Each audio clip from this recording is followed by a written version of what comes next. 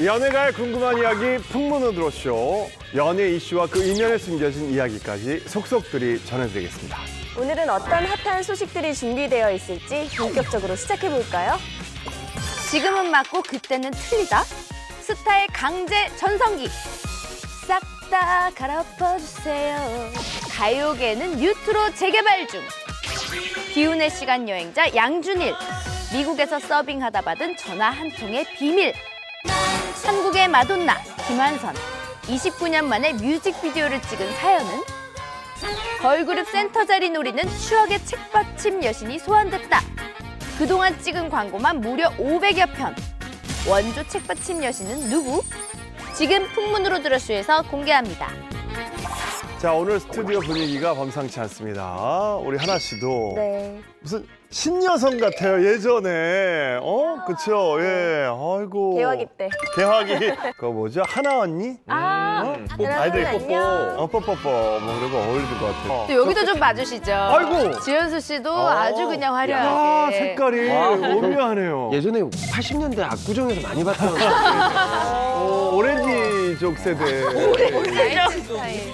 약간 예전에 그 홍콩 영화 예스 마담 느낌도 나네요. 예스마담 아니, 지금 그렇게 얘기하시는 분은 양준일 씨인가요? 죄송한데 머리에 그거 뭐예요? 빵이에요? 여러분들 저요 댄스미 아가씨로 했던 양준일로 했는데 코디님이 지금 약간 이주일 느낌도 난다라고 지금 양준일입니다. 이주일 아니에요. 네. 전 누군지 아시겠죠? 그대여 아름다운 세상에 오직 하나뿐인 그대. 야 실신입니다, 저는. 어울린다. 어린 버전. 네. 잘 어울린다. 아니, 스튜디오 분위기를 보면 짐작하시겠지만 오늘의 주제는 뉴트로입니다. 네. 요즘 가요계를 논할 때 이 뉴트로를 빼면 이야기가 안 되잖아요. 그러니까요. 대세가 됐어요. 네. 사실 그 90년대에 유행했던 노래들이 30년 만에 소환이 돼서 많은 분들한테 사랑을 받고 있잖아요. 이게 반가운 게 저희 또래만 해도 최근 노래들은 아이돌 노래는 따라하기가 참 힘들어요. 노래방 가서도 빠르고. 네. 근데 30년 전에 유행했던 노래들은 듣기만 하면 한 소절만 들어도 나도 모르게 가사가 막 나와. 어떻게 그렇게 나이가 다 먹었나 봐요. 맞아요. 네. 진짜 신기해요. 저는요 이걸 모두 경험했던 세대여서 되게 행복한 세대인 것 같아요. 여기도 그래서 이런 분위기 너무 좋은데 두 분은 아예 존재 자체가 복고시잖아요. 그래서 방송계 삼엽충 이런 분들이시잖아요. 자, 암모나이트. 근데 항상 이런 게 계기가 있잖아요. 제가 볼 때 이런 뉴트로의 정점은 온라인 탑골 공원이 아닌가. 맞아요. 1990년대부터 2000년대 초반까지 방송됐던 그런 가요 프로그램을 너튜브를 통해 다시 보여주고 있는데 기가 막히더라고요. 예를 들어 1993년에 서태지와 아이들과 1위 후보를 다퉜던 게 누군지 아십니까? 서태지와 아이들과 1위를 신승훈. 투투.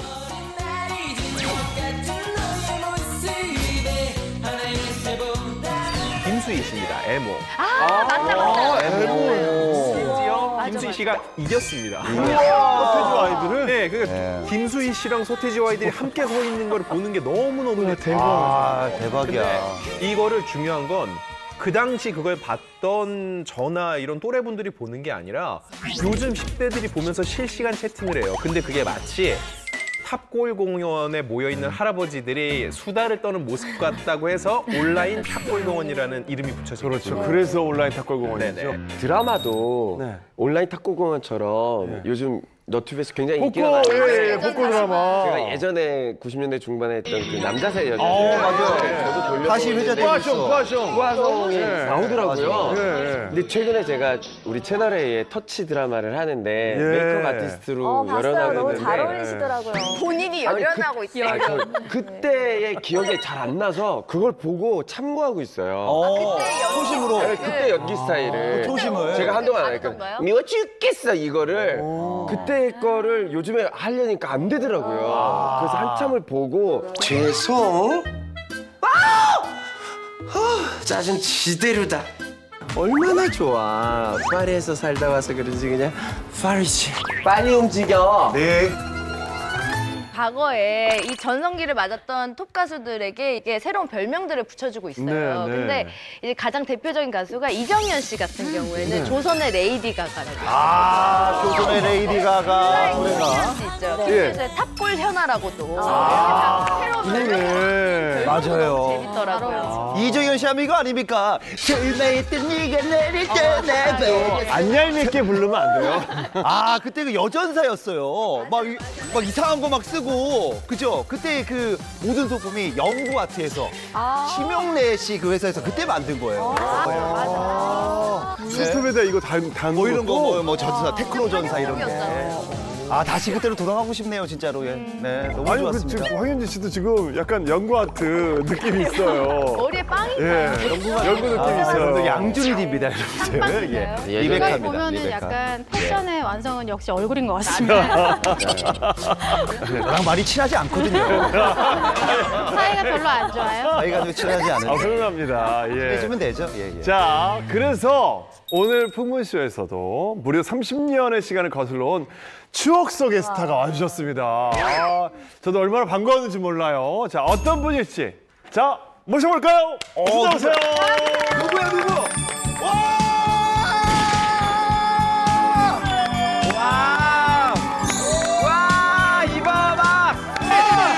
이범아! 우유빛깔 이범아! 잘한다! 이범아! 이제 떠나가는 아, 너무 좋아해. 그대 모습이고 아직도 못다한 밤안에 얘긴 흐르지만 다시 언제까지 나만의 미련으로 그대를 사랑한다는 말은 정말 하기 싫었어. 와, 그때랑 똑같아, 지금. 목소리도. 밤새워 얘기한 우리 서로 갈 길로 이별이 아닌 이별을 맞으면 헤어지지만 내 사랑 goodbye goodbye 어디서나 행복을 바라는 내 맘은 사랑한다는 그런 말보다 더 진실함을 이해해 내 사랑 goodbye goodbye 어디서나 행복을 바라는 내 맘은 사랑한다는 그런 말보다 더 진실함을 이해해 한 번 더 내 사랑 goodbye goodbye 어디서나 행복을 바라는 내 맘은 무너진 내 안에 사랑이 번지면 다시 찾을 거야.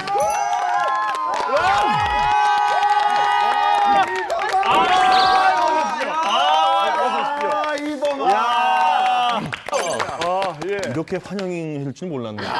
레전드인데요. 저희 때는 정말 이범학 그러면 막 정말 군대에서도 정말 떼창을 할 정도로 이 대박이었어요. 내 사랑 goodbye, goodbye.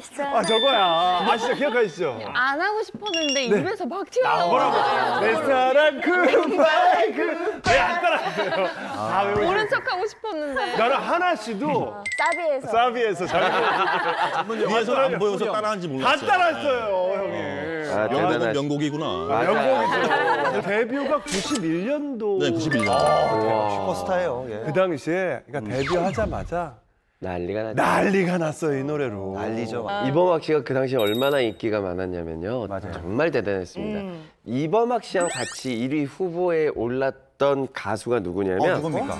신승훈 씨인데 날 울리지 마를 냈을 때가 이때였어요. 발라드의 황제. 근데 엎치락뒤치락 굉장히 인기가 있었던 걸로 아는데 1등을 하셨었나요?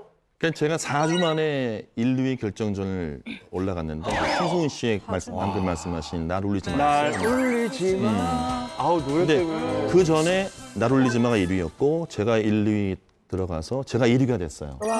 날 올리지 마를 껐고 그리고 울리셨구나. 그 다음 주에는 다시 날 울리지 마가 1위. 다시 그 다음 주에 다시 제가 1위가 돼서 5주 연속. 신승훈도 꺾었던 분이네요. 과 함께 골든컵을 거머쥔 신인 돌풍이 있었습니다. 이름 이범학, 노래 제목 이별 아닌 이별. 신승훈 씨는 이미 미소 속에 비친 그대로 스타가 된 그렇죠, 뒤였고 그렇죠. 예. 이범학 씨는 신인이었는데 그래서 그 해 말에 신인상 후보를 받는데 쟁쟁하더라고요. 이범학 씨랑 같이 신인상 후보였던 분이 이승환 그리고 임재범 다 이런 레전드 분들하고 함께 그때 신인으로 오신 중에서도 가장 두각을 보이셨던 분이시더라고요. 누가 탔어요, 신인은? 신인상 그때 타지 않으셨어요? 제가 탔어요. 네.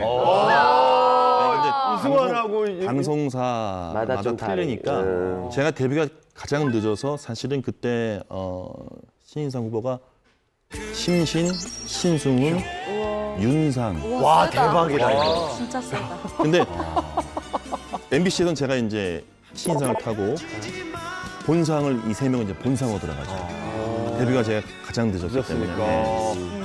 아, 그래도 신인상이 어떻게 보면 가장 최고죠. 인생에서 한 번밖에 못 봤잖아요. 못 나왔을 때밖에. 그거 쟁취하셨네. 요즘 꽃미남이라고 하는데 그때 90년대 가요계만큼 미남 군단이 많은 적이 없었던 것 같아요. 일단 테리우스가 두 분이 계셨어요. 신성우 씨 계셨고 그리고 이덕진 씨. 예, 두 분이 이렇게 붙으셨고 그 와중에 또 등장을 하셔서 발라드계의 왕자라고 불리면서 이제 미남 대보를 완전히 형성을 하셨다. 왕자였습니다. 발라드 왕자. 왕자. 사실 저는 발라드 왕자라는 소리를 별로 못 들어봤어요, 사실. 저한테는 벼락스타라고 그랬거든요. 너무 빨리 돼서. 오랜만에 듣는 날벼락스타. 그러니까. 제대하고 예. 복학 준비하다가 저랑 같이 그 고등학교 때 밴드 했던 그 멤버 중에 한 명이 이색지대라는 그룹이 있는데 리드 보컬이 나갔다. 리드 보컬 좀 급구하고 있는데 오디션을 볼 의향이 있느냐. 저는 저 때는 오디션보다는 대학가요제 아니면 강변가요제 말고는 그때는 가수 등용민이 맞아, 없다고 없었어요. 예. 근데 오디션 기회가 있어서 딱 갔는데 다행히 오디션 합격이 돼서 한 6개월 연습하고 나온 곡이 사실 이별 아닌 이별이거든요. 그럼 벼락스타네, 그냥. 근데 나오자마자 잘 되신 거 아니에요? 근데 불행하게도 우리 그 이색시대 멤버들이 팀 간에 불화가 생기고 또 사무실하고 어떤 불화가 생겨서 앨범 나오자마자 해체가 돼요. 그거 하나 하고? 그래서 이색시대 1집이 이범학 1집으로 자켓 사진만 비하인드가 있었네. 나오자마자 나오자마자 그렇게 한 달 만에 아니 되게 못됐네요. 굴러온 돌이 바뀐 돌을 빼낸다고. 결과적으로는 네. 같이 노력해도 못됐다기보다 근데 멤버들이 약간 박탈감 심했겠네요, 근데. 사실은 저만 혼자 혜택을 받은 거죠. 그렇죠. 무명 시절이 없었다 조사해 보니까. 그러니까 나도 이런 얘기를 해요. 눈물 젖은 빵을 안 먹어봤다. 나는 정말 힘들지 않았다. 정말입니까, 이거 정말로? 네. 신승훈 씨, 예를 들어서 신승훈 씨 같은 경우는 무명 생활을 한 제가 알기로는 그치, 오래 했어요. 7, 8년 한 걸로 알고 있어요. 맞아. 저는 무명 생활 없이 고등학교 때 밴드 하면서 바로 됐기 때문에 그냥 저는 눈물 젖은 빵을 그 이후에 먹었다 오히려 이후에 먹었구나, 이후에. 약간 눅진 빵을. 그때 젠틀하고 지적인 이미지로 엄청 인기가 많으셨는데 인기가 어느 정도인지 한번 말씀해 주세요. 네. 근데 사실 당시에는 제가 인기를 체감할 수 있는 시간이 별로 없었어요. 왜냐하면 하루에 뭐 스케줄이 워낙 많아서 방송, 행사, 공연 아니면 갈 수 있는 데가 저희 사무실밖에 없었어요. 집하고. 그러니까 실제로 사실 체감할 수 있는 분위기는 사무실에 가면은 당시에는 지금은 뭐 팬레터가 많이 와서 거짓말 안 보태고 한 일주일에 한 1톤 트럭 정도의 양, 1톤 트럭 정도의 양. 팬레터, 뭐 하갈. 하갈. 그때는 하갈. 요새 범학이니까 학을 보낼 수밖에 없죠. 그래서 종이학이랑 하갈. 예. 뭐 유독 좀 기억에 남는 특이한 선물이나 특별한 팬 있으신가요? 제가 가끔 술 좋아한다고 하니까는 네. 안동 소주하고 또 그 밑에 홍삼. 대단합니다. 네. 근데 제가 듣기로는 이범학 선배님이 같은 학교 출신의 대단한 가수들이 또 있다고 들었거든요. 저희 고등학교가 제가 경성고등학교를 나왔어요. 경성. 경성고등학교. 경성 나오셨어요. 제가 15회인데 저희 1회 선배님이 그 이광조 씨예요. 아, 이강조 씨. 그렇지. 그리고 2년 선배가 그 아픔까지 사랑한 거에 조정현 씨. 발라드를 뭐. 조정현 씨. 끝바다. 대박이지. 그리고 제 1년 후배가 이덕진 씨. 내가 아는 한 가지. 내가 아는 한 아, 근데 그 경성 출신들이 다 얼굴이 비주얼 좋네요. 덕진이하고는 고등학교 때부터 같이 밴드도 했었어요. 이범학 씨와 함께 이야기를 나누다 보니까요. 90년대로 다시 돌아온 듯한 그런 착각이 드는데요. 이 분위기를 그대로 이어서 가요계에 부는 뉴트로 열풍을 좀 더 본격적으로 파헤쳐 보도록 하겠습니다. 뉴트로 열풍의 최대 수혜자는 이분이 아닐까 싶은데요. 이범학 씨 아니고요. 이분이에요. 네. 30년의 세월을 훌쩍 뛰어넘고 우리 곁으로 돌아온 시간 여행자, 바로 탑골 GD 양준일 씨입니다. 아름답게 남았지만 너의 진실은 모르는 척 돌아설 수 없어. 이제 말해줘요 감추인 진실. 50대 아이돌로 불리고 있는 양준일 씨, 1991년도에 리베카라는 곡으로 이제 데뷔를 하게 됐었죠. 그리고 재미교포 출신인데 이듬해인 2집 앨범 가나다라 마바사를 내고 활동을 했는데 좀 호불호가 강한 노래이긴 했습니다. 저는 그 얼마 전에 음악 방송을 나갔어요. 근데 양준일 씨가 나온 거예요. 최초로. 그래서 제가 직접 봤는데 정말 음악 자체가 옛날 노래 같지가 밀리지 않아요. 나름 또 다시 돌아와서 유행을 창조한 뭔가 트렌디한 느낌도 들었고 무대를 엄청 즐기시는데 감사하다는 얘기를 엄청 많이 했어요. 그렇지. 너무 감사합니다. 정말 요즘 대세 중에 대세고요. 네. 저희 엄마도 너무너무 좋아하시더라고요. 정말 많은 분들이 좋아하시는데 얼마 전에 팬미팅을 또 하셨어요. 그리고 광고도 찍으셨더라고요. 지금 나왔다고 해도 믿을 정도로 스타일리시 하시더라고요. 최근에 찍으신 광고예요. 정말 동안이에요. 진짜 그냥. 저 당시에 저 노래가 참 파격적이니까. 정말 파격.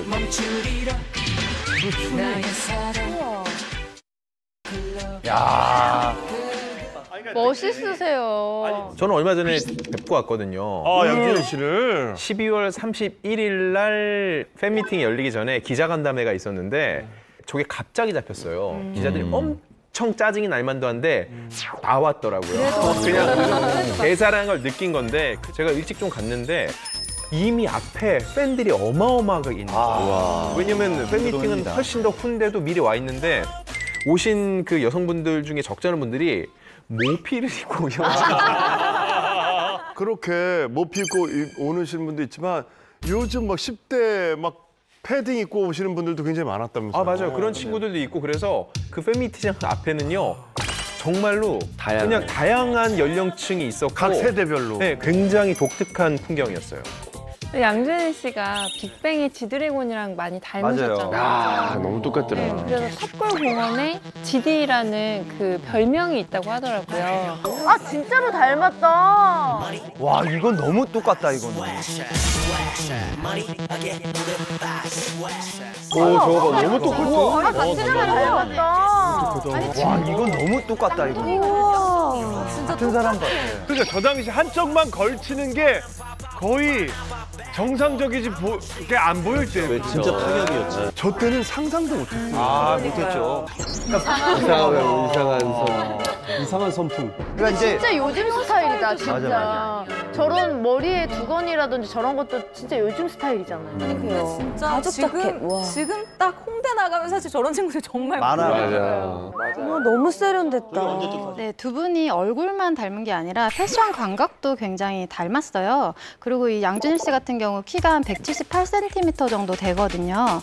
그러니까 좀 GD의 장신 버전이라고 할 수 있겠죠. 그리고 이제 이분이 워낙 날씬한 몸매를 자리를 유지하고 있어서 옷태가 굉장히 좋아요. 그리고 패션 감각은 아무래도 좀 타고난 것 같아요. 옷을 보면 이게 내 몸에 어울리는지 안 어울리는지를 안다 이렇게 말을 했거든요. 그거는 패션 센스가 기본적으로 탑재가 돼 있다는 거죠. 그래서 근황을 궁금해했던 팬들이 그렇게 많아졌는데 이 여론에 힘입어서 이 제이채널의 슈가맨에서 수소문 끝에 양준일 씨를 미국 플로리다에서 찾아내서 이렇게 소환하는 데 성공하게 됩니다.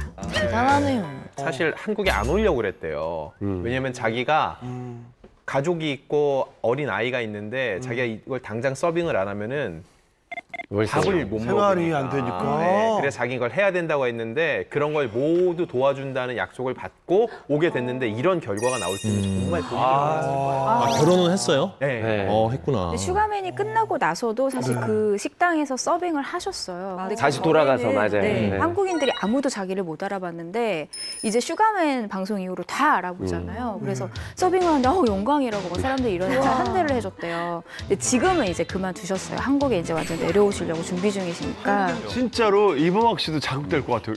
저 양준일 씨가 저렇게 나오셔서 각광받고 좀 나도 야 이거 다시 도전해봐야 되는 거 아니야 그런 생각 드실 것 같아요. 어떻게 이범학 씨도 서빙 한번 좀 해보셔야 될 것 같은데 이태원 저희 가게로 오시겠습니까? 아직 저는 자리 가게를 남아있는데. 하나 하고 있어요. 저는.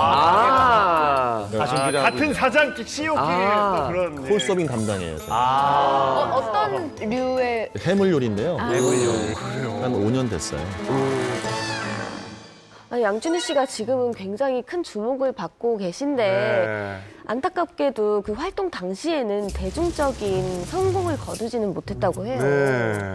지금 봐도 이상하지 않잖아요. 그러니까요. 그때 볼 땐 진짜 이상했어요. 그때 볼 때는 너무 앞서가 이게 왜냐면 이범학 씨처럼 잘생겼는데 굉장히 발라 노래 반듯하고 선이 고운 노래. 근데 양준일 씨는 뭔가 이게 약간 뭐랄까 그때 표현으로 날라리의 끝, 파격의 끝. 저는 대기실도 같이 쓴 적이 있고 양준일 씨하고 무대를 쓴 적이 몇 번 있고 그런데 굉장히 조용한 친구였어요. 제 기억으로는. 근데 한국말 잘 못해서 그런 게 아니라 말을 잘 안 했던 것 같아요. 네, 그리고 노래도 그닥 가창력 있는 노래는 아니니까. 그때는 저희가 가창력을 좀 위주로 보는 저거였는데 춤도 저 친구 좀 이상하지 않아? 처음 보는 춤이고. 그랬었어요. 특이하다라는 생각을 했을 것 같아요. 특이하다는 말로 하셨는데 솔직히 그냥 정말 말 그대로 비호감 가수였어요. 왜냐하면 약간 손짓이나 이런 게 중성적이었어요. 그래서 그때는 젠더 역할이 확실하게 나눠졌을 때였기 때문에 양준일 씨의 그런 중성적인 모습이 굉장히 비호감처럼 좀 보였던 게 사실이죠. 그래서 저는 양준일 호감이었어요. 씨가 굉장히. 제 스타일의 안무였어요. 그 아저씨.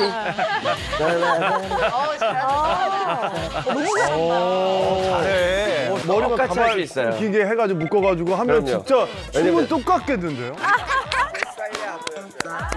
그 양준일 씨의 음악을 두고 시대를 앞서갔다는 얘기를 하는데 돌려 얘기하면은요 시대를 잘못 타고 난 거예요. 양준일 씨의 무대를 보면은 매번 좀 달라요. 왜냐면 이분이 짜여진 대로가 아니라 동선이 너무 자유롭고 하다 보니까는 대로가. 제가 기대했던 뭐가 아니라 자꾸 딴 걸 보여주니까 카메라 감독들이 진짜 막 뭐라 그랬을 그렇죠. 것 같아요. 예. 그 당시에는 다 리허설 한 대로 움직여야 되거든요. 그렇죠. 무대마다 기억나는 정말 게 다 달랐어요. 진짜 포부가. 그 리허설하고 본방 들어가면 다른 짓 풀리게 하니까 신났던 기억도 나는 것 같아요.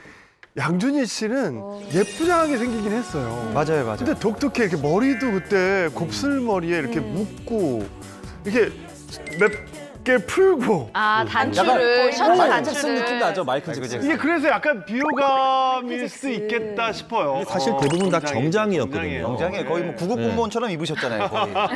그래도 조금 이렇게 구급 공무원보다 무대에서 해야 되는데 뽕도 넣고 약간 특이하게 했지. 금색 단추도 받고. 근데 보세요. 이범학 씨하고 이덕진 씨가 있잖아요. 그러니까 저게 또 파격이에요. 저렇게. 저것도 파격인데. 저런 색깔도. 저것만 딱 봤을 때 너무 너무 비교되니까.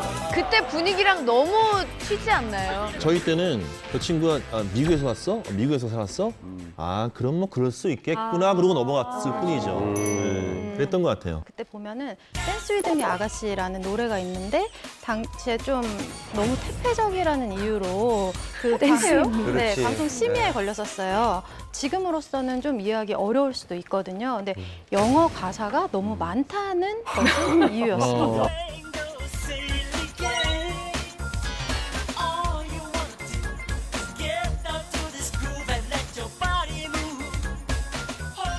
그때는 뭐 염색머리도 이제 방송에 나오면 안 되고 되고. 두 번 쓰고 막 이랬을 네. 때니까 사실은 93년도에 기쁜 우리 젊은 날이란 프로그램에 나왔다가 방송 정지를 당했는데 그때 심의 내용이 이거였어요.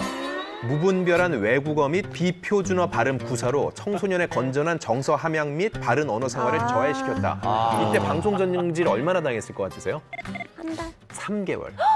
비일 이후로 비제했어요. 3개월을 나오지 말라고 하는 게 말이 비일 안 비제했어 되죠. 진짜. 갑자기 생각났는데 예. 박정훈 씨 그 먼 가수. 날에 네.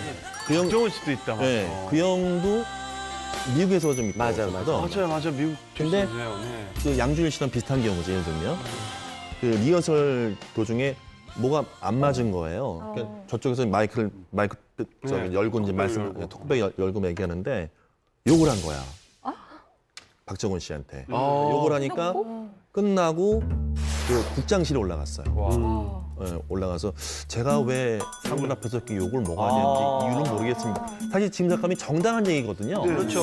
예. 근데 그때는 대들었다고 또 방송 정지 그때 제가 알기로는 몇 개월 이야. 심하네.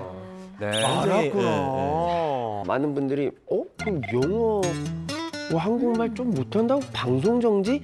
이렇게 생각하시는 분들이 있는데 그 당시는 별의별 이유로 방송 정지가 많았어요. 근데 양준일 씨도 당시에 이런 여론을 정말 잘 알고 있었던 게 아까 가나다라 바바사 그 곡 얘기했잖아요. 그 곡에 그 양준일 씨가 그 사람들이 자기를 디스하는 곡의 내용의 내레이션을 실었어요.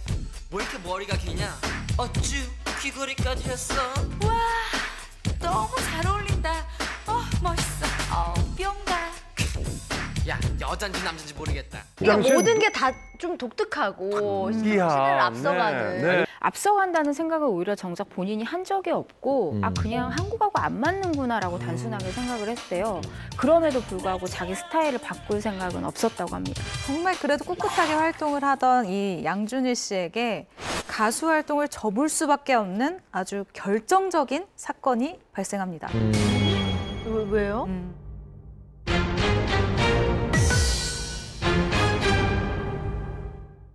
정말 그래도 꿋꿋하게 활동을 하던 이 양준일 씨에게 가수 활동을 접을 수밖에 없는 아주 결정적인 사건이 발생합니다. 왜요? 양준일 씨가 재미교포 출신이라 10년짜리 비자를 가지고 왔는데 6개월마다 출입국 사무소에 가서 이제 도장을 받아야 되는 거예요.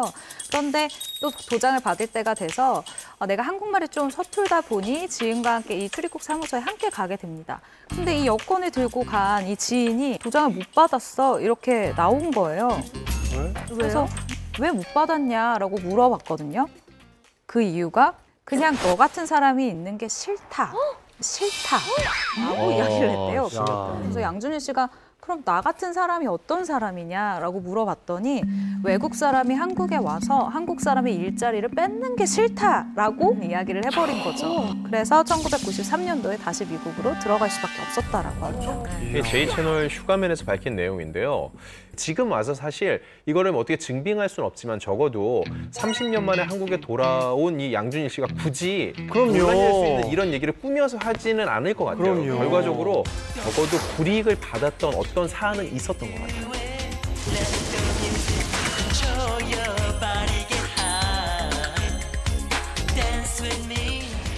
이범학 씨도 이 집을 내고 허련히 사실 그 당시에 네. 살아계셔서 공백기가 좀 길었어요. 예. 저도 한 20년, 한 20년. 20년. 예. 그러니까 저는 1집을 이색지대로 했다고 했잖아요. 네. 네. 그리고 이색지대 해체되고 이범학 1집이 나왔는데도 계약서가 없었어요.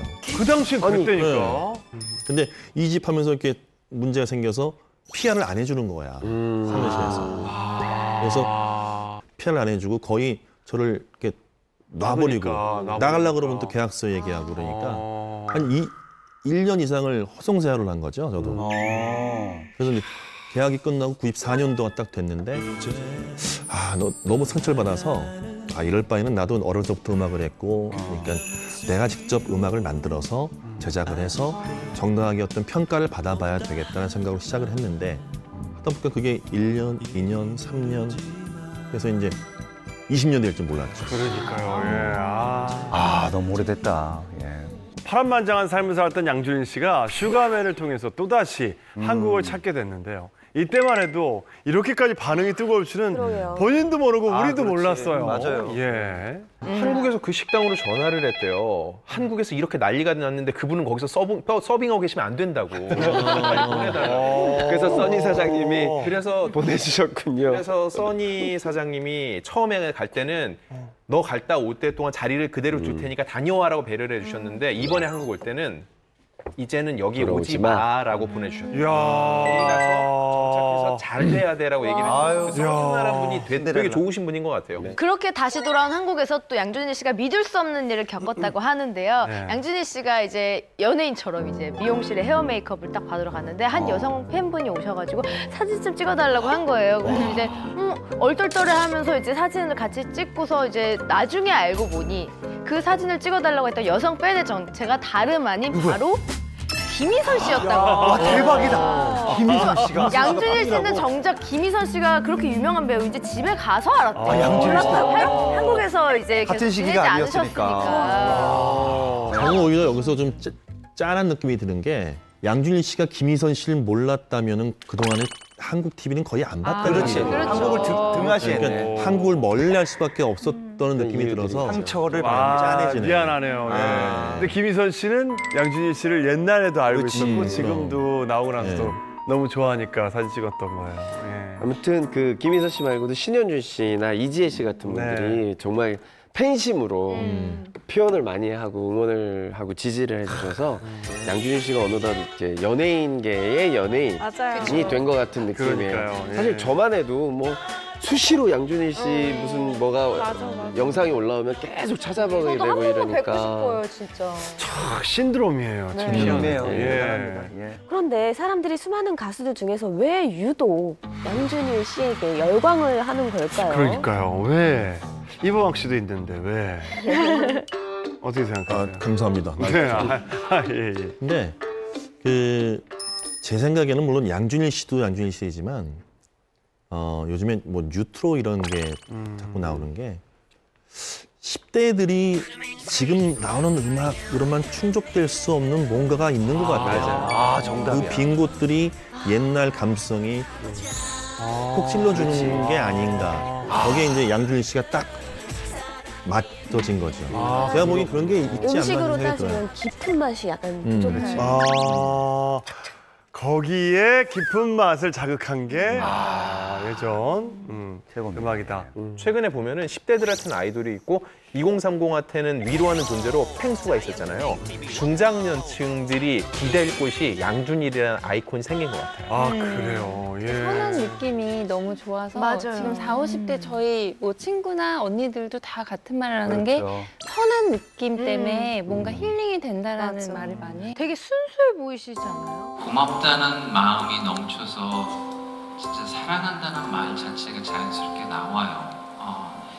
근데 좀 앞으로 활동을 할 의지가 좀 있는 건가요? 30년 만에 전성기에 왔지 않습니까? 다양한 활동을 지금 예고하고 있습니다. 일단 뭐 양준일의 머릿속에 들어있는 게 무엇인가 글로 표현하고 나눌 수 있으면 좋겠다라면서 책을 뭐 준비하고 있고요. 또 예전의 음반이 지금 중고시장에서 고가에 지금 팔리고 있다는 맞아요, 소식을 맞아요. 듣고 예전 곡을 모아서 재편곡을 해서 팬들에게 선물하고 싶다라고 하면서 가수로서 활동을 지금 계획을 얘기하고 있습니다. 네. 너무 놀란 건 뭐냐면요. 양준일 씨 최근 무대를 보고서 마치 뭐 그동안 오랫동안 이 시간을 기다리면서 갈고 닦아온 그렇지. 것 마냥 무대에서 너무나도 자연스러운 정말 내추럴본 싱어 같은 느낌인 거예요. 어떻게 저렇게 다른 일을 오랫동안 하셨으면서도 여전히 저런 어떤 끼를 계속 가지고 계실까. 그래서 오히려 쭉 앞으로도 승승장구하시지 않을까. 그래요. 네. 50대 양준일 씨가 나와서 20대 양준일에게 영상 편지를 쓴 게 있는데 굉장히 감동적입니다. 네. 준이라 네 뜻대로 아무것도 이루어지지 않는다는 걸 내가 알아. 하지만 걱정하지 마. 모든 것은 완벽하게 이루어지게 될 수밖에 없어. 이 말 한마디로 정말 삶에 지친 사람들에게는 힐링의 아이콘으로 등극을 했어요. 네. 그것만으로도 정말 존재 가치가 충분하다고 생각합니다. 뉴트로를 이끄는 남자 가수가 양준일 씨라면 여자 가수는 이분이 있죠. 네. 한국의 마돈나, 어둠이 무서운 언니 김한선 씨입니다. 김한선 에 씨. 특별한 뮤직비디오를 찍으셨다고요. 맞아요. 예. 네, 김한서 씨 하면은 딱 바로 떠오르는 노래가 있죠. 난 그렇죠. 아이 잘한다. 아이 잘한다. 예. 피에로가 좋아. 역시 가수야. 콧소리 내네요, 콧소리. 잘해. 마지막에 꺾어줘요. 차라리. 앉아서 노래 부르는 건 제일 잘하는 거. 짧게 부르는 거. 일어나지 마. 짧게. 몇 초 안에. 최고야. 예. 바로 1990년에 발표된 삐에로는 우리를 보고 웃지인데요. 이 곡이요, 김한선 씨에게 첫 1위를 안겨준 곡이자 또 한국 여가수 최초로 단일 앨범 100만 장을 돌파한 명반. 이게 100만 장 돌파했어요? 와, 대단한 기록이죠. 대박이다. 네. 바로 이 노래 뮤직비디오를 발매 29년 만에 찍게 된 건데 어떻게 보면 신종 역주행이라고 볼 수가 있겠네요. 제가 알기로는 이 명반이 왜 인기가 좋냐면 그 당시에 최고의 작곡가 손무현 씨, 윤상 씨, 뭐 신중현 씨 이런 분들하고 작업을 계속해서 여러분들은 잘 모르시지만 그 당시에 최고의 그러니까 씨. 지금으로 따지면 몸값 최고의 뮤지션들이 다 함께 만든 그렇죠. 앨범이구나. 근데 그 정도로 히트한 이 명반, 이 명곡이 이때까지 뮤직비디오가 없었다는 게 정말 이상하지 않나요? 맞아, 이상해요. 너무 늦게 찍으신 거 아니에요? 근데 저희 때는 사실 뮤직비디오가 거의 없었어요. 그래요? 그러니까 뮤직비디오를 찍어도 네. 그냥 진짜 작업이 1시간 만에 끝나는 뮤직비디오. 근데 왜 그렇게밖에 안 찍은 거예요? 그 당시에 그러니까 뮤직비디오를 틀어주는 채널도 없을 뿐더러 채널도 없었고 거기에 대해서 자체가. 그렇게 큰 그건 몰랐었죠. 필요성이 없었구나. 틀어줄 데가 없으니까. 아마 당시에 이 노래의 주인인 김한선 씨도 비슷한 생각을 하셨던 것 같아요. 이렇게 오랫동안 사랑받는 명곡인데 왜 뮤직비디오조차 없을까 아쉬워하던 찰나에 네. 국내 가장 대표적인 놀이동산이죠. 땡땡랜드에서 한번 뮤직비디오를 찍어보면 어떨까요? 라는 제안이 오니까 곧바로 오케이 한 겁니다. 그래요? 유명하죠. 너무 예쁘다. 근데 이게 컨셉이 너무 잘 어울려요. 이야. 그래서 진짜 좀비네. 저 분장하신 분들이랑 할로윈을 좀 약간 생각하고 만들었네요. 김한선 씨 너무 예전에 그 모습 그대로 아니에요? 안 변해 저분은. 소름 끼쳤어요. 너무 예쁘다. 박수 나오지 않습니까? 소름 끼친데. 진짜 소름 끼쳤어요. 정말 김한선 씨 아니 김한선 씨 진짜 당부제죠. 당부제 미모예요. 네. 어쩜 저렇게 안 변해. 나 가까이서 예전에 그 토크쇼에서 한 2년 전에 봤는데 피부가 너무 좋죠. 깜짝 놀랐어. 박송 씨가 또 좋아했잖아요, 또 이상형이라고. 아니 진짜로 좋아하셨구나. 진짜로. 어머 표정 보니까 진짜네. 진짜네. 동공지진. 애드립을 못 하시네요. 그러니까. 진짜라서. 좋아했어. 좋아했는데. 아주 얼마나 사랑하셨는데요. 그날 한 오전 중에만 제가 촬영할 때 오전 중에 한 김국진, 강수지 이후로 박수홍, 김한선. 이것도 괜찮네요. 그렇게 끼워맞추죠. 근데 사실 그 당시에 김한선 씨 싫어할 남자가 있었을까요? 그럼요. 나 다 좋아했죠. 지금 따지면 원조 군통령이라고 해야 될까요? 그럼요. 김한선 씨가 69년생이에요. 그러니까 50세를 넘으신 건데 나보다 누나야. 진짜 저 뮤직비디오를 보면 그 당시에 찍은 뮤직비디오라고 해도 믿을 만큼 을 보여주고 계셔서 읽지 않아. 아니 진짜 어떻게 저렇게 세월을 비껴가실까. 그리고 이게 뭐 몸매도 네. 그러니까요. 와, 그래서 짧은 순간에 다 보셨네요. 정말 사랑하시는 거 아니에요? 여기서 몸매 얘기하시면 박수홍 씨밖에 없네요. 사랑이네, 저희는 다 사랑이야. 얼굴만 봤는데. 결혼을 늦게까지 안 하시는 이유에 대해서 뭐 친한 분이 그 얘기 하시더라고요. 원래 박수홍 씨는 다 봐서 그렇다. 짧은 시간에 쫙 스캔했죠. 그 뭐죠? 저런 소재에 저런 달라붙는 옷이 아직도 저렇게 잘 어울린다니까. 그럼요. 20대 웬만한 아이돌, 여자 아이돌들이 입어야 되는 옷들이잖아요. 대단하신 거예요. 요즘에도 가끔 이렇게 무대에서 한 두 번 같이 한 적이 있는데 그냥 댄서들이랑 같이 이렇게 지금도 하거든요. 그러니까 춤이 더 세련돼졌어요. 옛날에 비해서. 오히려. 김한설 씨 외모가 20대인 게 아니라 이 체력도 20대입니다. 대단해요. 뭐 김한설 씨가 이제 개인 그 너튜브에서 이 뮤직비디오 영상을 올리면서 이런 공약을 합니다. 만약에 저의 뮤직비디오가 역주행을 한다거나 혹은 조회수가 굉장히 많이 올라가면 그 분들 중에서 저희가 초대를 할 겁니다. 그럼 발매된 지 29년 만에 뮤직비디오를 찍어서 290만 뷰를 공약을 거신 건가요? 그렇죠. 그 결과가 어떻게 됐어요? 당연히 290만 뷰 넘어서죠. 그리고 이날 무려 1000명 정도가 왔다고 합니다. 1000명이 뭐 넘었을 거예요, 아마. 그리고 이제 김한선 씨 하면은 지금도 44 사이즈를 입을 수 있을 정도의 뭔가 자기 관리의 끝판왕이신데 이날 공연에서 약간 뼈가 완전히 없는 듯한 웨이브 그거 정말 각기춤으로 무대를 갈기갈기 찢어놨다고 합니다. 뒤집어 놓으셨다. 파쇄했다고 합니다. 세절. 누구나 가슴속에 인생 노래 하나쯤은 이제 품고 살잖아요. 지금 다시 나와도 차트 역주행할 것 같은 추억의 노래가 있을까요? 더 있어요. 네. 유피의 뿌요뿌요. 아, 지금 들어도 너무 신나고 그 뭔가 상큼한 느낌이 너무 좋아요. 맞아, 놀러 갈 때. 아직 철이 덜 들었군요. 제정하기 전에. 노래방 가면 무조건 부릅니다. REF 저 굉장히 좋아했었는데 그 REF 노래 히트곡 많지만 그 중에서 그 찬란한 사랑이라는 찬란한 사랑. 너에게 아무런 도움이 되지 못했어. 이게 막 뭐 이렇게 소리 지르면서 시작하는 노래인데 지금 나와도 진짜 손색이 없거든요. 제가 너무 지금은 좋아해요. 너무 민망하지 않을까요? 너무 좋은데. 너무 민망하지 뮤지컬 않을까요? 하면 뮤지컬을 진짜 하면 되고. 너에게 아무런 도움이 되지 못했어. 무릎 꿇고 노래하잖아요. 내가 내 자신만도 감당할 수 없는. RF 최고죠. RF 최고죠. 잘 지내시나. 저는 이분이 역주행할 확률이 매우 높다라고 보는 분이 있는데 저는 신해철 씨. 고 신해철 씨의 그 솔로 앨범들이 지금도 정말 명곡들이 많거든요. 그러니까 재즈 카페. 재즈 카페는 최고죠. 슬픈 표정 짓지 말아요. 역주행할 가능성이 좀 있다고 봐요. 드라마에도 가끔 나오잖아요. 다들 가슴속에 한 명씩 밀고 있네요. 네. 사실 김한선 씨의 피에로는 우리를 보고 웃지는 90년에 발매되고 나서 잊혀졌던 노래가 아닙니다. 후배 가수들이 꾸준히 리메이크를 했거든요. 그렇죠. 네, 맞습니다. BNK, 레이지본, 이기찬 씨 등 아주 쟁쟁한 가수들이 사실 이 노래를 막 리메이크를 많이 했었어요. 근데 정작 이 당사자인 김한선 씨가 최고로 뽑은 리메이크 노래를 부른 가수가 있습니다. 누군가요? 바로 아이유 씨인데요. 아이유 버전의 이 삐에로는 우릴 보고 웃지 같은 경우는 김한선 씨 버전이 굉장히 좀 뭔가 파워풀하고 뭔가 사람을 들썩들썩하게 되는 그런 힘이 있다면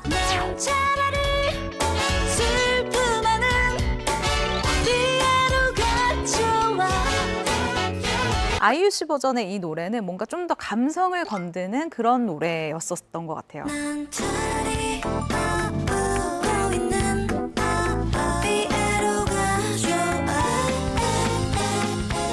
아이유의 리메이크 앨범이 꽃갈피였는데 뮤직비디오 티저 영상에 두 분이 함께 출연을 했었거든요. 그래서 이 리메이크 버전의 삐에로는 우리 보고 웃지에 맞춰서 춤을 추는 모습이 굉장히 보기 좋아요. 레전드입니다, 이거. 네. 그런데 이범학 씨의 노래도 리메이크 된 적이 있잖아요. 궁금하다, 이거. 누가 부르셨죠? 이별 아닌 이별? SG 워너비, 홍경민 씨, FT 아일랜드. 많이 했네요. 국악 그룹들이 했네요. 대단해. 야. 아니 그게 근데 하나 일화가 생각나는 게 저도 이제 물론 공연을 하고 있었으니까 그때는 앞에 여고생들이 좀 있는 공연이었어요. 그래서 나가서 누굽니다 소개받고 이젠 떠나가는 하는데 앞에 있는 친구들 목소리가 들리는 거야. 저 아저씨는 왜 SG 워너비 노래 부르고 있어? 야 노래 부르는데 들리는. 야 이게 이거 슬퍼야 되는 건지 좋아야 되는 건지 애매하긴 한데 재미는 있더라고요. 그래서 노래 마음속에 담아뒀다 끝나고 내 노래거든. 노래 내 거야. 내 노래가 나? 그거야. 걔네들이 뺏어가 부른 거야. 그렇지 그런 적이 있어요. 네. 그렇군요. 예. 이런 뉴트로 열풍 때문에 최근에 김한선 씨를 굉장히 좋아하는 10대, 20대들이 많아졌는데 사실 김완선 씨가 활동하던 시기에 태어나지 않은 친구들도 꽤 있거든요. 이런 상황에 대해서 김완선 씨도요. 내가 시대를 너무 일찍 태어난 것 같다라고 이렇게 너스레를 떨었던 적이 있다고 합니다. 그래요. 예. 자, 뉴트로 열풍을 논하면서 이분들을 빼놓을 수가 없죠. 80년대 책받침을 장식하던 추억의 미녀 스타들. 네. 책받침. 아, 그럼요. 책받침 그닥 모르는구나. 알죠. 알죠. 알아요? 네. 아, 책받침 알아요? 알죠? 곧 많은데요. 마지막이었어요. 몰라요. 책받침의 마지막. 아, 그럴 수 있겠다. 책이 뭐예요? 책을 어떻게 받쳐주는 거예요? 그러지 마. 에이. 알잖아요. 우리 때는 알죠. 에이. 알죠. 알죠. 아, 그 당시에는 왜 책받침을 그렇게 썼는지 모르겠죠. 그러게요. 맞아요. 그때 여기에 이제 사진이 딱 붙으면 그건 떴다. 그렇죠. 최고의 스타다. 그쵸. 이랬었죠. 그래서 정말 오죽하면 책받침 여신이다 이런 말이 나올 예. 정도로 당대 최고의 스타들이 책받침으로 만들어져서 사실 많은 우리 청소년들이 하나씩 다 갖고 있었죠. 이범학 씨도 책받침 나오셨었죠. 저도 나와서. 어, 진짜요? 아, 그럼요. 네. 아, 나도 나왔고 다 나왔어요. 저는 안 나왔어요? 나왔잖아요. 또 자기 나온 거 얘기하고 싶어가지고. 내 기억에 박수홍은 없었던 것 같아. 없어. 수홍 씨 있었나? 내가 문방구에서 보질 못했는데. 나도 문방구에서 못 봤는데. 있었어, 진짜. 연필 꽂이라 그러나? 그 뭐라 그래? 생각이 안 나네. 거기까지 나왔었어. 필통에도 거기까지 나왔었어요? 있었어요. 필통을 만들어 업그레이드 만들었어. 버전이야. 하드보드지에다가 사진 이렇게 붙여가지고 그러면, 만들었죠. 네. 아, 필통에는. 아. 거기까지는 안 됐었구나. 네. 예, 나는 그냥. 엽서 나왔죠, 엽서. 네. 네, 오늘 저희가 대단한 걸 준비했는데요. 네. 요즘 데뷔했으면 걸그룹 센터를 차지했을 것 같은 네. 추억의 책받침 여신들. 네. 첫 번째 여신 누군가요? 네, 첫 번째는 80년대 최고의 책받침 여심이었죠. 바로 배우 이상아 씨입니다. 이상아 씨. 인형이다, 인형. 대단합니다. 예. 진짜 요즘 말하는 과즙상이에요. 진짜 네. 예뻐. 사과 같다, 사과. 성형으로도 나오기 힘든 얼굴. 맞아요. 약간 트와이스 나연도 좀 닮은 아, 것 그렇다. 아, 그 모습 있네요. 아, 예, 예. 그리고 아역 배우 출신이신 이세영 씨도 약간 보여요. 아, 맞아. 어린 나이에 데뷔를 했는데요. 네. 데뷔 이듬해인 1985년에 임권택 감독의 영화 길소뜸에 출연을 했는데 당시 중학생이었거든요. 그런데 전라 연기로 큰 화제가 됐었습니다. 이상아 씨가 진짜 인형처럼 너무너무 예쁘잖아요. 근데 데뷔와 동시에 진짜 청아한 외모로 큰 인기를 끌었었는데요. 당시에 뭐 책받침이 톱스타의 척도라고 할 수 있는데 뭐 책받침을 도배한 것은 물론이고 그리고 뭐 그때 이미연 씨, 김혜수 씨와 같이 1980년대 뭐 3대 트로이카 뭐 이렇게 꼽히면서 굉장히 큰 인기를 끌었었어요. 네. 80년대 문구점에 가면은 뭐 이상아 씨 사진은 뭐 도배가 됐어요. 진짜 엄청났습니다. 그리고 시대를 앞서간 미모입니다. 황신혜 씨는 컴퓨터 미인이라고 그랬고 이상아 씨한테는 100년 만에 하나 나올까 말까 한 미녀라고 그럼요. 했었어요. 이럴 수가 없었어요. 정말 너무너무 이뻤어요. 러블리한 그 이미지가 있으시잖아요. 아, 근데 이범학 씨가 이상아 씨하고 인연이 있다고요? 진짜요? 아, 인연이라기보다는 제가 알게 돼가지고 그 오빠 동생 하는 사이예요. 아니요. 썸 아닙니까? 그냥 그 방송에서 마주치면 그 친구가 워낙 그 부침성이 좋아서. 네네네. 일단 나이가 몇 살 많다고 오빠. 91년도 92년도 그때 포켓볼이 유행하기 시작했거든요. 근데 청담동이가 거기서 그 포켓볼을 치고 있었는데 이상아 씨가 들어온 거야. 포켓볼장에. 이상아 씨가 들어와서 어머 범학이 오빠 여기 와 있어. 그 말 한마디에 이미 그 당구장은 아수라장이 돼요. 친목으로. 누구야? 왜 네가 저 이상아한테 인사를 받아야 돼? 막 이런 그런 것도 있을 거고. 당구 치다 말고 전부 이상한만 보는 거야 이렇게. 대단하네. 아, 진짜 지금으로 치면은 제가 이렇게 당구 치고 있는데 뭐 아이유 씨나 수지 씨가 왔어요. 리피 오빠.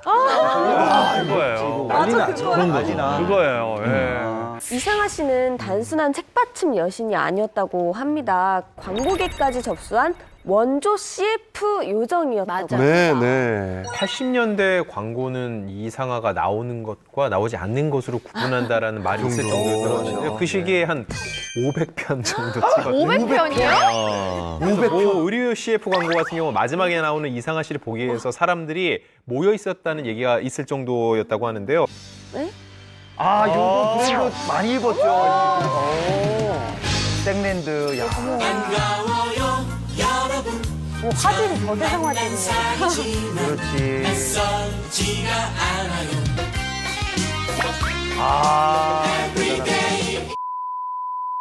예뻐. 진짜 예쁘다.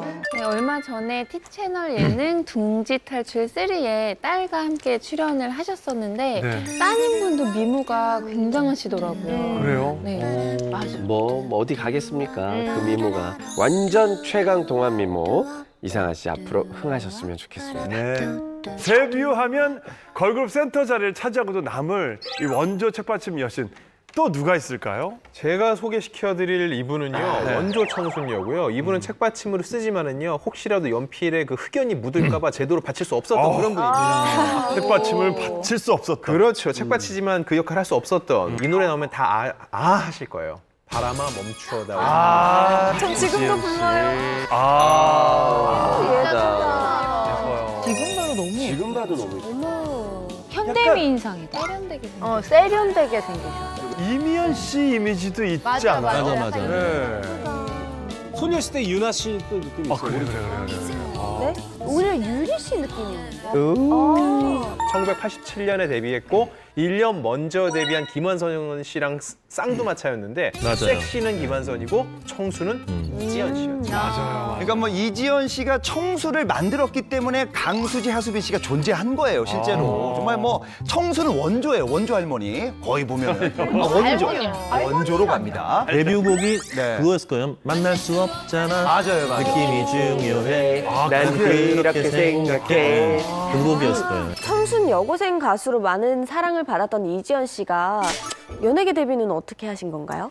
이지연 씨가 연예계에 발을 들이게 된 것은 다름 아닌 바로 쌍화차 한 잔 때문이었습니다. 응? 쌍화차가 뭐야 또? 쌍화차 잘 안 어울리는데 가방에서 이지연 씨. 팔았던 쌍화차요? 이지연 씨와 쌍화차는 약간 연관이 잘 연결이 되지 않는데 이지연 씨가 여고 시절에 밴드 보컬로 활동을 하고 있었어요. 근데 우연히 놀러 갔던 유연상 씨의 이 기획사에서 즉석 오디션을 보게 된 거예요.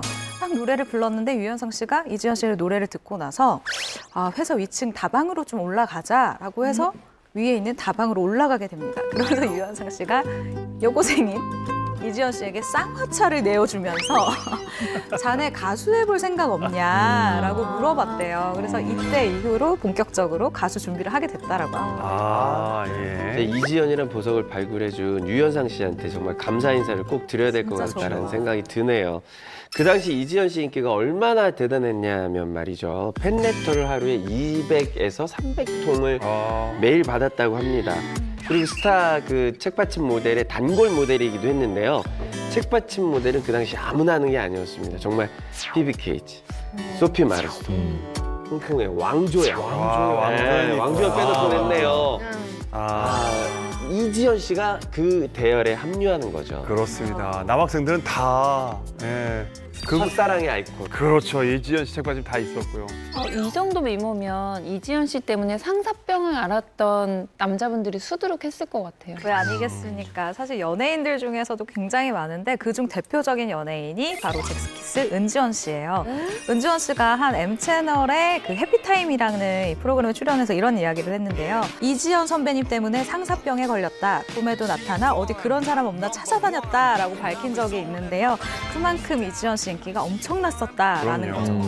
그런데 이 정도로 너무 인기가 많아서일까? 뭐 사실 그때 당시에 이지연 씨가 그 안티팬들에게 껌 테러를 당한 적도 있다고 하더라고요. 그래서 사인을 해달라고 하면서 슥 와가지고 머리카락에 껌을 붙이고 최악이다는 거죠. 근데 이지연 씨가 그때 이제 트레이드 마크였잖아요. 긴 생머리가. 그래서 이걸 자르지도 못하고 휘발유로 머리를 감았을 정도로 고생을 했다고 하더라고요. 그래서 그때 나이가 어렸잖아요. 맞아요. 마음고생이 아마 더 심하지 않았을까 싶습니다. 그러니까 어찌 보면은 최초로 안티팬이 생긴 건 바로 이지연 씨라고 보시면 돼요. 왜냐면 그때 당대 뭐 최고의 가수, 최고의 배우들하고 함께 듀엣을 많이 했기 때문에 많은 분들이 질투를 했죠. 특히 여자분들이. 그래요. 맞아요. 그리고 루머도 막 자체 생산되고 이랬었어요. 뭐 동료를 때렸다. 뭐 이런 것부터 시작해서 좀 인기에 대한 대가를 혹독하게 치렀었죠. 그렇죠. 이지연 씨 루머가 제법 많았어요. 네, 그렇게 사실 그 아까도 말씀하셨지만 루머를 본인이 오히려 더 잘 알고 있었을 거 아니에요. 그래서 굉장히 정신적 스트레스가 컸다고 합니다. 그래서 결국엔 1994년 4집 앨범을 끝으로 은퇴를 하게 되는데요. 네, 7년간의 가수 생활을 접고 미국으로 떠나게 됩니다. 네. 자, 그러면 94년에 은퇴를 했으면은 26년 전이거든요. 근데 아직까지도 이렇게 많은 팬분들이 이지연 씨의 어떤 복귀를 바라는 이유가 있을까요? 지금도 미모가 여전하시고요. 맞아요. 그 당시에 너무 아쉬운 정점에서 떠났으니까요. 네. 그리고 보면은 앞서서 양준일 씨가 시대를 잘못하고 난 스타라고 그랬잖아요. 이분도 시대를 잘못하고 난 스타입니다. 근데 아니, 당대 최고의 인기를 누렸는데 왜 시대를 잘못해요? 타고 났어라고 할 수 있는데 제가 설명을 드릴게요. 당시 이지연 씨가 외모로도 평가를 받았는데 사실 춤추면서 노래도 굉장히 잘하는 편이었거든요. 그 이유가 내겐 아픔이었네라는 노래가 있는데 그 노래 들어보시면요. 진짜 잘 부르세요. 근데 그때 아까 말씀하셨다시피 가창력의 시대잖아요. 당대 활동했던 여가수 이름 말씀드릴게요. 이선희, 신효범, 양수경 그분들 틈바구니에서 여고생 가수라고 나와서 이지연 씨가 딱 나오니까 가창력으로 평가받을 수가 없었다는 거죠. 이걸 아는 팬들은 지금 이지연 나와도 통한다라고 생각을 하는 겁니다. 통할 수 있죠. 그 제가 기억하는 것 중에 하나가 또 이지연 씨가 남자 가수들하고 듀엣을 굉장히 많이 불렀어요. 많이 불렀어요. 배우들뿐만 아니라. 근데 제가 알기로는 연습 별로 없이 화음을 그렇게 잘 넣었어요. 음악성이 있구나. 네, 그러니까 노래 가창력이 그만큼 좋았다는 얘기죠. 화음을, 야, 저 친구 어떻게 화음을 저렇게 잘 넣지? 할 정도였으니까 제가 데뷔하기 전에. 동료 가수가 이렇게 얘기할 정도면 실력이 있는 가수였는데 외모가 예쁘니까 어떻게 보면 질투 아닌 질투들이 많았던 거예요. 네. 이지연 씨는 지금 뭐 미국에서 굉장한 요리사로 굉장히 인생의 이막을 지금 펼치고 있습니다. 연매출 25억을 지금 달성을 하고 있습니다. 더 잘 되셨는데요. 자, 하지만 이지연 씨를 그리워하는 팬들이 많은 만큼 가끔씩 국내 방송에서도 볼 수 있었으면 좋겠다라는 생각을 합니다. 자, 그런가 하면 짧게는 수년, 길게는 수십 년 전에 찍은 작품이 뉴트로 열풍 덕분에 화제가 돼서 광고까지 접수한 중견 배우들도 있습니다. 풍문쇼 기자님들이 강제 전성기를 맞은 가장 핫한 분들을 엄선해 오셨다고 하는데요. 첫 번째 주인공 누구신가요? 네, 제가 준비했는데요. 소개해드릴 첫 번째 분은요. 요즘 짤 장인이라 불리면서 어마어마한 인기를 누리고 있는 바로 그 명품 배우 전광열 씨입니다. 이분 데뷔 연도가 일단 어마어마해요. 1980년 TBC 공채 탤런트로 시작을 하셨고요. 이 작품은 사실 너무 많이들 기억을 하실 거예요. 1999년에 M채널의 허준. 이 드라마의 최고 시청률이 64.2%. 줄을 서시오. 바로 명품 배우 대열에 합류하게 된 거죠. 전광열 씨는 꼭 한번 같이 작품을 해보고 싶은 선배님인데 요즘은 또 예능에서 엄청 핫하시더라고요. 그러니까요. 네, 정광열 씨 지금 예능 늦둥이로 주목받고 있는데 사실 이 정광열 씨가 데뷔 40년 만에 그 처음으로 예능에 도전한 곳이 바로 이곳인 채널 A입니다. 그 가족의 사생활 아빠 본색이라는 예능을 통해서 이제 예능을 시작을 하셨는데 최근에 저는 이 프로를 보고 정말 이분의 색다른 모습을 정말 많이 봤어요. M채널의 마리텔인데 여기서 즉흥 연기도 보여주시고 막춤까지 선보이면서 정말 말 그대로 배우가 아닌 그 약간 예능인 같은 느낌을 요즘 많이 주시는 것 같아요. 근데 정광열 씨 하면 워낙 이제 중후한 연기파 배우여서 뭐 전극 연기만 딱 하실 것 같은데 갑자기 예능으로 이렇게 소환된 이유가 있죠? 그건 바로 짤입니다. 짤. 멤버들이 이제 편집을 하면서 중간중간에 재미있는 걸 좀 끼워 넣으려고 하거든요. 거기에 이제 그 예전의 드라마나 예전에 그 예능했던 그 모습들을 짤로 바꿔서 넣는 거예요. 그러니까 워낙 정광열 씨가 그 많은 짤들이 있었던 거예요. 그렇게 하면서 다시 소환이 된 거죠. 정광열 씨가 뉴트로 열풍 덕분에 광고까지 찍으셨다고요. 그러니까요. 피곤해도 응원은 계속돼야 하오. 피곤해도 불금은 계속되어야 하오. 어디 자셔보겠소.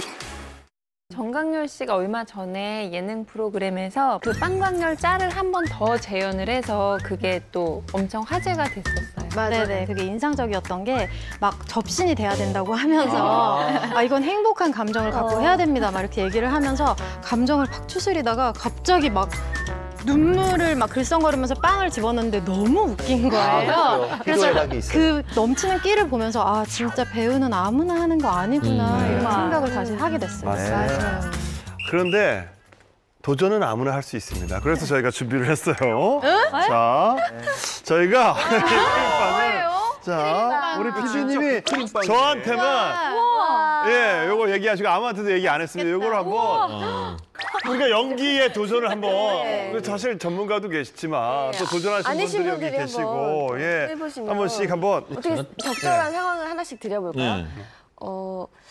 너무 감정에 복받쳐서 이 빵 하나 먹는 것도 너무 행복한 거예요. 눈물 젖은 빵을 이제는 더 이상 안 먹어도 되는데 마지막 맛을 보는 거야. 이제 눈물 젖은 빵을. 야, 기쁨의 눈물이. 아, 그렇지. 양준일한테 갔던 셰프가 다 나한테 왔어. 그게 마지막 빵이야. TS가 이별 아닌 이별을 리메이크해. 해물탕집이 문전성시야. 막 그 지역에 난리 났어. 막 줄 서고 막. 야, 나 리얼하다 이거. 진짜 리얼하다. 아, 좋아.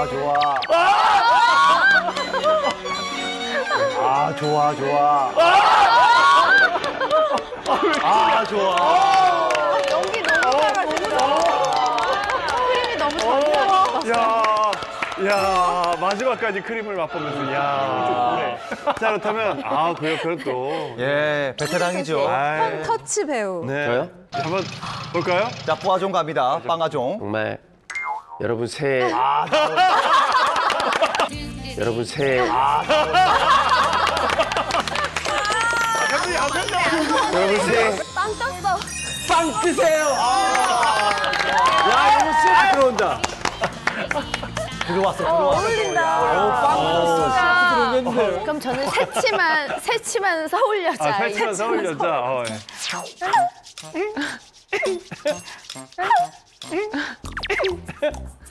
평소 먹던 대로 한 번만 더. 예지 씨 탈락하셨습니다. 평소 먹던 대로. 탈락입니다. 이제 없어졌습니다. 요건 아쉽습니다. 자, 지현수 씨 가죠. 예. 저는 연기를 해본 적이 없어서. 레이싱 모델로 갑니다. 언니, 예. 제가 네. 하나 말씀드릴게요. 남편이 지금 집에 올 것 같아요. 빨리 오기 전에 가자. 지금 집에 올 것 같아요. 빨리 오기 전에 가자. 오기 전에 빨리 다 먹어야 돼. 우겨 넣어야 돼. 내가 다 먹. 지금 집에 올 것 같아요. 정말 지금 표정 저희가 짤을 게 너무 좋았어. 너무 좋았어. 우겨운 표정 너무 좋았어. 너무 좋았어. 짤을 만들어줬어요. 좋아. 너무 좋았어. 눈동자가 눈이 희번덕거리면서 여기 났어. 입 안이 크시네요. 자, 근데 앞에 이렇게 해놓으면은 부담되는 게 또. 부담돼요. 안 할래요. 슬리피 씨. 예. 슬리피 씨.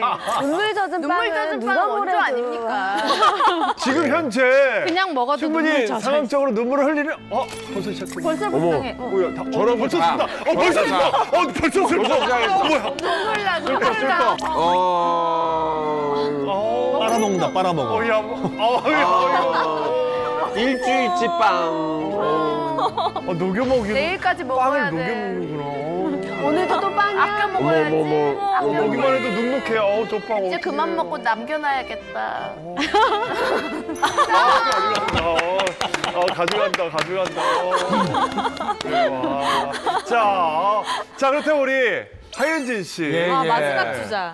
기대가 이거 큽니다. 뭐. 개그맨인데 얼마나 참 웃길까? 일단 뭐 예. 자녀분이 아빠는 개그맨인데 왜 안 웃겨? 아빠는 왜 기자만 해? 입에서 나와. 아빠는 빵 먹는 것도 안 웃겨. 됐어. 살았습니다. 첫방 나도 살았습니다. 근데 그게.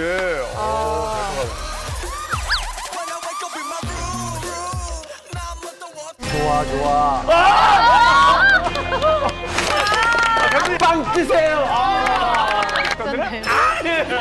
탈락입니다. 지금 집에 올 것 같아요. 빨리 오기 전에 가자. 오기 전에 빨리. 빨아먹는다, 빨아먹어. 기자만 해. 입에서 나와.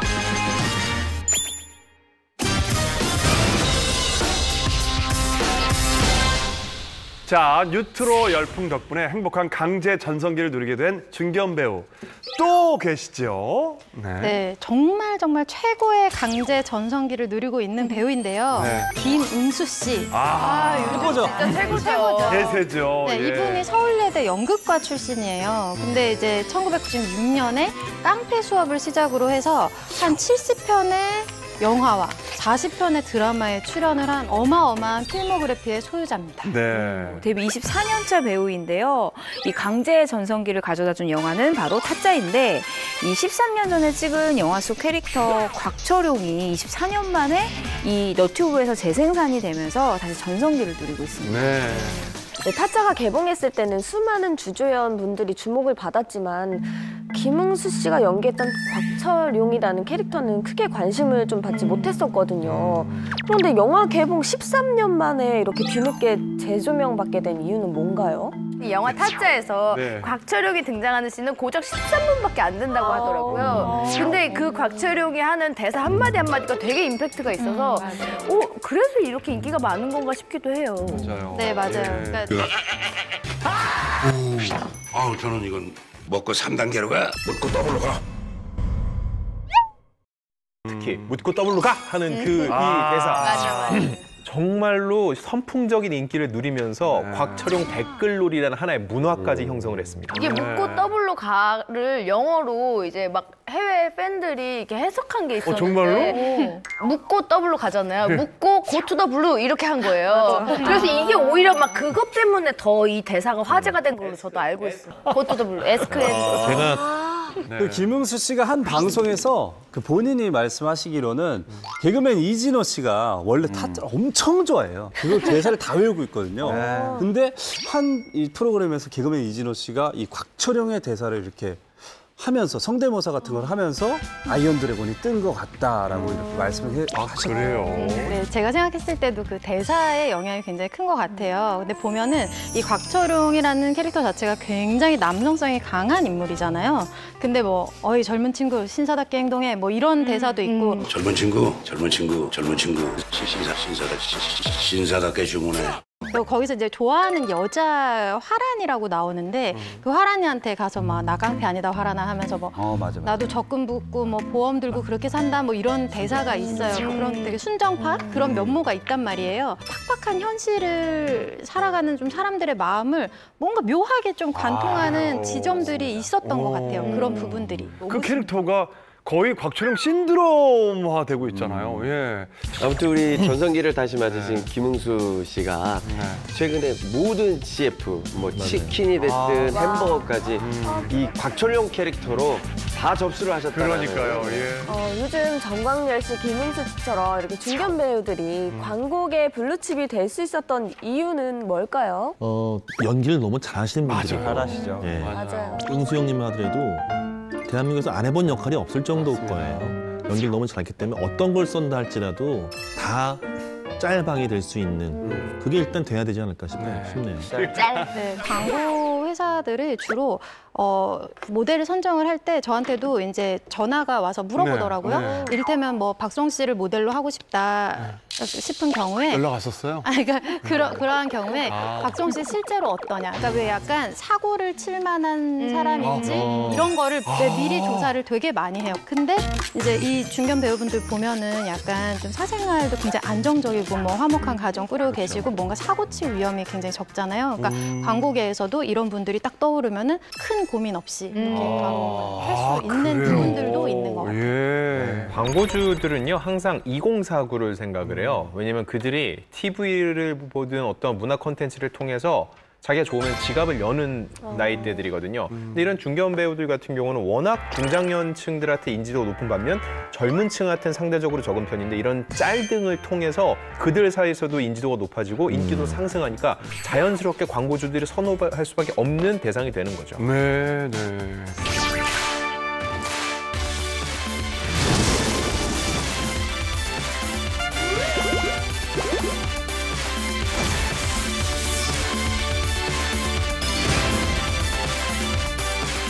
자, 연초에는 역시 핑크빛 소식이 들려야 제맛이죠. 올해도 어김없이 공개 커플이 네. 탄생을 했습니다. 네, 2020년 1호 커플은 트와이스 모모 그리고 슈퍼주니어 김희철입니다. 이야. 무려 13살 차이가 나는 한일 커플인데요.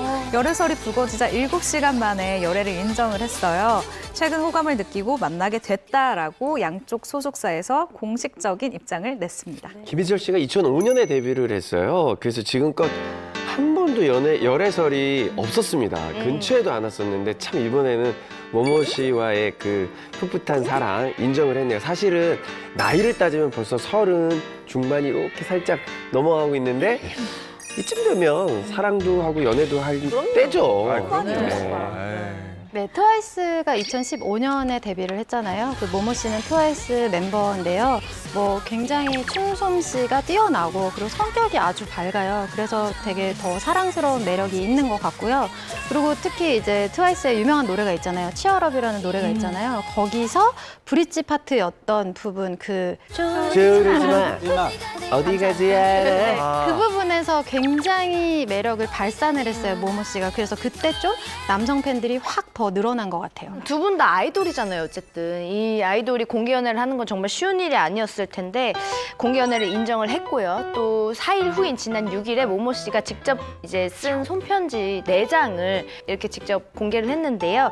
2020년이 되자마자 원스, 이제 팬분들을 부르는 말이에요. 원스들을 놀라게 해서 진심으로 미안한 마음이 크다라면서 소감을 전했습니다. 이범학 씨는 데뷔 이후부터 꾸준히 얼굴에 잘생김이 묻으셔서 네, 전성기 때는 더 인기가 많으셨을 것 같은데 혹시 연예인 분한테 대시를 받았나요? 궁금하다.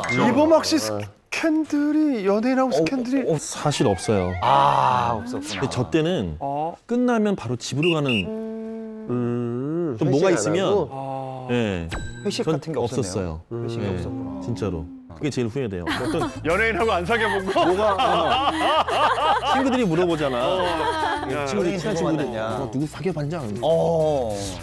딱히 없는데 바보. 아쉽네. 그게 좀 아쉽시구나. 아쉽다면. 굳이. 아쉽습니다. 근데 그러네요. 사실 뭐 90년대에는 열애설이 나면 은퇴하고 결혼하고 맞아, 뭐 맞아, 이런 맞아. 걸로 연결되기 때문에 굉장히 많이 조심하기도 했고 그렇죠. 뭐 연애를 꼭 해야지라는 마음을 좀 못 먹으신 분들도 꽤 많습니다. 네. 이범학 씨처럼요. 네. 바보. 근데 시대가 이제 달라져서 그렇죠, 예. 김희철 씨와 모모 씨를 응원한 분들도 굉장히 많은데 이 열애설이 작년에 났었다고요? 지난해 8월이었죠. 두 사람이 2년째 열애 중이라는 한 매체의 보도가 있었는데 나름의 근거가 있었어요. 왜냐면 김희철 씨가 모모의 고향인 일본 교토의 한 주점에 찾아왔다는 얘기가 있었거든요. 당시에 거기에서 일하는 아르바이트생인데 모모와 김희철이 함께 오는 걸 봤다라는 글이 올라오기도 했습니다. 근데 이게 그럴싸했던 게 이게 증거 사진이 있었습니다. 그러니까 김희철 씨가 교토의 한 역 앞에서 친구들과 함께 찍은 사진이 이제 공개가 된 적이 있는데 그때 마침 모모 씨가 SNS에 고향인 교토에 놀러 왔어요 라면서 이제 글을 올린 것이죠. 그러면서 두 사람이 교토에서 같이 시간을 보낸 게 아니냐 이런 추측이 좀 일었습니다. 당시에는 이제 뭐 아이돌 선후배 뭐 관계일 뿐이다 이렇게 일축을 했습니다. 그리고 뭐 김희철 씨가 워낙 캐릭터가 여자 연예인하고 뭐 서스럼 없이 맞아요. 뭐 지내는 예, 그런 예. 캐릭터여서 그냥 그런가 보다 하고 넘긴 거죠 다들. 네. 그렇지만 그냥 열애설로 그치기에는 두 사람이 뿌려놓은 떡밥이 굉장히 많았나 봐요. 풍문쇼 기자님들께서 김희철 씨의 그 하트 시그널을 찾아오셨다고요. 예. 네, 김희철 씨의 첫 번째 하트 시그널 네. 바로 심장 박동수인데요. 트와이스 데뷔 때부터 사실 김희철 씨는 모모가 이상형이다라고 외치고 다녔었어요. 정말 그의 좋아하는 마음을 나타낼 수 있는 대박 사건이 있었어요. 뭐예요? 2016년에 그 한 예능 프로그램이 있었는데 이 예능 프로그램에서 김희철 씨가 모모 씨와 만난 적이 있어요. 그런데 여기에서 심장박동수를 재는 그런 코너가 있었던 거죠. 제대로 눈도 못 마주치는 거예요. 그랬었어요? 눈도 못 마주치면서 이런 얘기를 합니다. 아니 이게 사람이야 선녀야 라고 얘기를 하는 거예요. 맞아. 천사도 아니고 선녀. 선녀. 나이가 나오지. 예스럽다. 예스럽다. 근데 진짜 대박이었던 게 그때 모모 씨가 애교를 딱 보여준 거예요, 김희철 씨한테. 그랬더니 김희철 씨의 심장 박동수가 그때 90에서 96 사이였거든요. 근데 그 애교를 딱 보자마자 바로 심장 박동수가 136까지 점프. 진심이었던 거죠, 진심. 정말 쿵쿵쿵쿵. 모모 씨를 향한 김희철 씨의 두 번째 하트 시그널 뭔가요? 바로 인증샷입니다. 인증샷. 네. 근데 인증샷 같은 경우는 김희철 씨가 워낙 아는 여자 막 스타분들이 많아가지고 뭐 이거는 안 될 것 같은데 너무 많잖아요. 맞는 얘기예요. 김희철 씨가 워낙 친분이 두루두루 깊기 때문에 이게 뭐가 그리 대단해 싶은데 코멘트가 달렸어요. 2016년에 꽃놀이패라는 S채널에 예능을 하고 있었는데 여기에 트와이스의 나연과 모모가 함께 출연을 했습니다. 그 다음에 모모와 함께 찍은 사진을 올리면서 이런 글을 달았어요. 고맙습니다 제작진, 복 받을 거예요, 사랑합니다. 여기서 이 사랑합니다는 누구를 향한 거였을까? 뭔가 중의적 표현인가요? 워낙 또 되게 재밌잖아요. 너무 위트가 넘치니까 그 안에다가 진심을 녹인 게 아닌가. 그렇죠.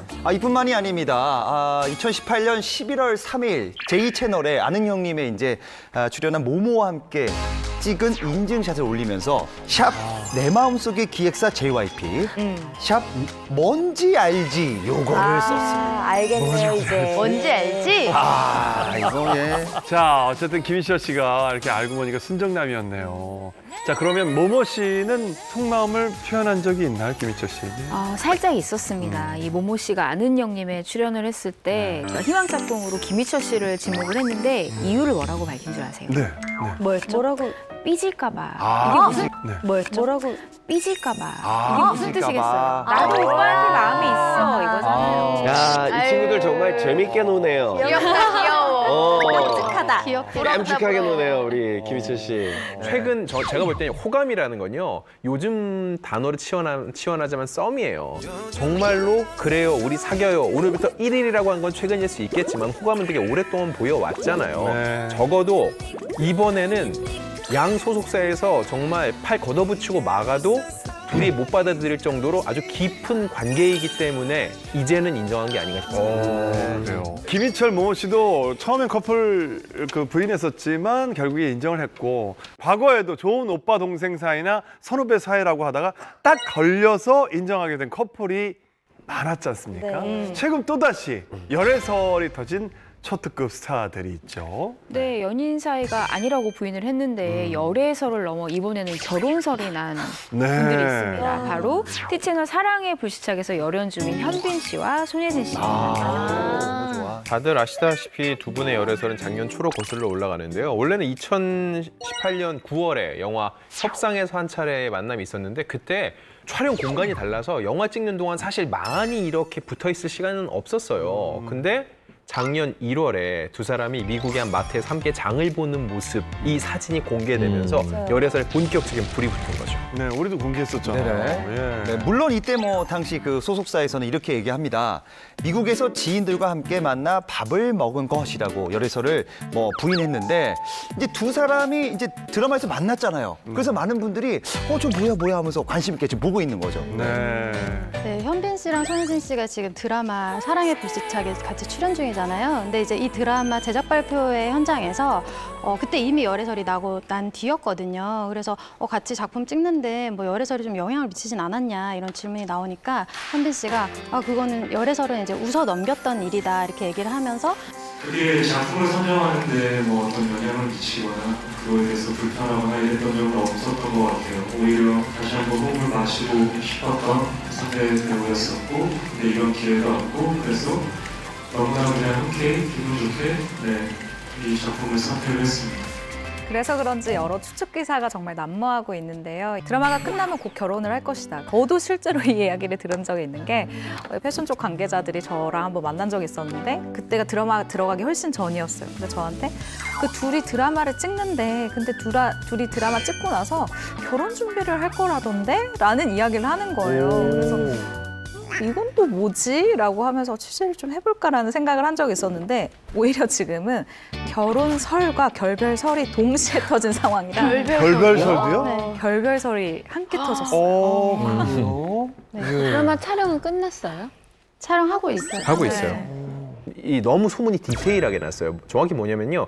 사랑의 불시착 6부가 끝나고 결혼 발표를 한다라고 소문이 났었어요. 6부? 근데 공교롭게 6부가 끝나고서는요, 갑자기 이 드라마가 한 주 휴방이 됐어요.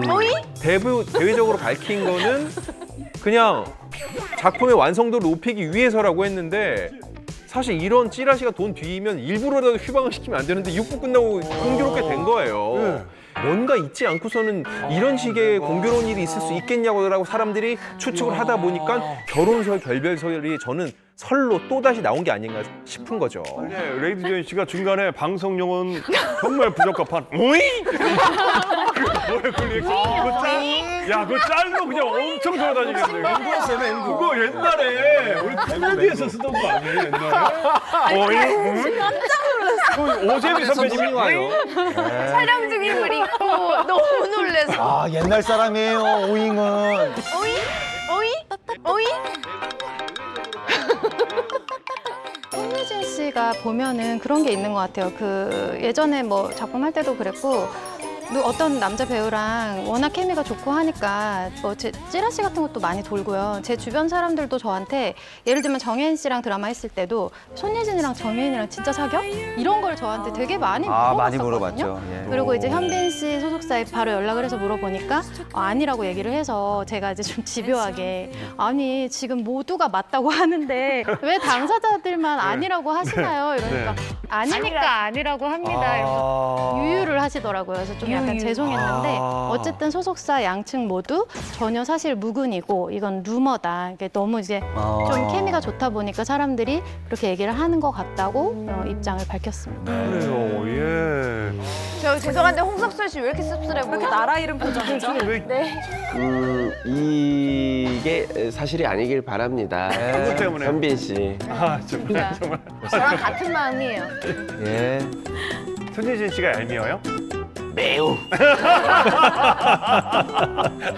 자, 어쨌든 두 분의 앞으로 행복, 네. 뭐 드라마에서 좋은 모습 보여주시고 각각이든 아니면 두 분의 사랑이든 저희가 확인할 수 있는 날이 빨리 왔으면 좋겠습니다. 네. 자, 이범학 씨 오늘 풍문쇼 함께 하셨는데 어떠셨습니까? 아, 사실 제가 예능 좀 불안증이 있거든요.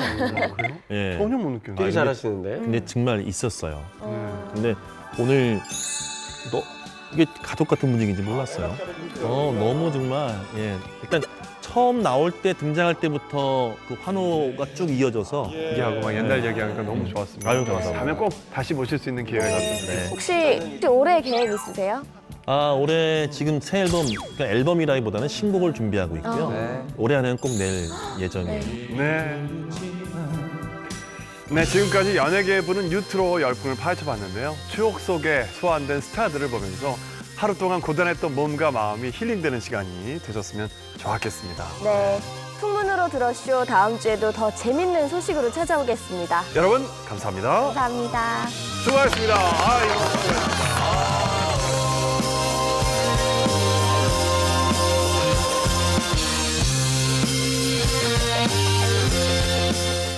채널 A